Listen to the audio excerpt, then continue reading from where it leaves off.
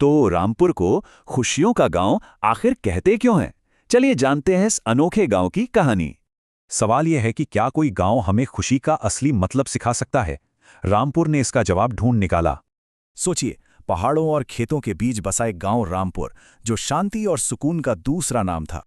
वहां शहर का शोर नहीं था, बस सुबह पक्षियों की चहचहाहट, किसानों के गीत और बच्चों की खिलखिलाहट थी। यहाँ के लोग बहुत सीधे साधे थे, सब एक दूसरे से प्यार और मेलजोल से रहते थे, एक परिवार की तरह। लेकिन फिर गांव पर एक बड़ी मुश्किल आई। प्रकृति ने उनकी परीक्षा ली, एक भयंकर सूखे के रूप में। सोचिए, सारे कुएं सूख गए, फसलें खराब होने लगी, पूरे गांव पर चिंता के बादल छा गए। तभी गांव के मुखिया रामकिशन जी एक समझदारी भरी सोच के साथ आगे आए। उनका फैसला साफ था, सब मिलकर एक बड़ा तालाब खोदेंगे। और देखिए, पूरे गांव ने मिलकर ये कर दिखाया। और अगली ही बारिश में तालाब लबालब भर गया। उनकी एकता ने पानी की समस्या हमेशा के लिए खत्म कर दी।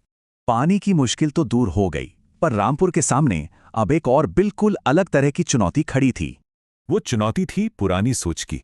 गांव की पाठशाला में सिर्फ लड़के पढ़ सकते थे, लड़कियां नहीं।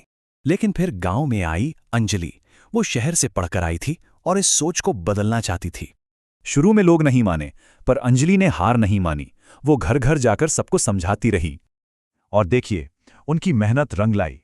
जल्द ही पाठशाला में लड़कियों की भी आवाजें गूंजने लगी। अब समय बदला और रामपुर के सामने एक नया सवाल था, परंपरा और आधुनिकता में तालमेल कैसे बिठाएं। तो उन्होंने नए तरीके अपनाए, जैसे सौर ऊर्जा, पर अपनी परंपराओं और त्योहारों को भी जिंदा रखा। इस तरह रामपुर प्यार, सहयोग और प्रकृति के साथ तालमेल की एक जीती जागती मिसाल बन गया। तो इस कहानी से हमें क्या सीख मिलती है? यही कि असली खुशी सादगी और एक दूसरे का साथ देने में है।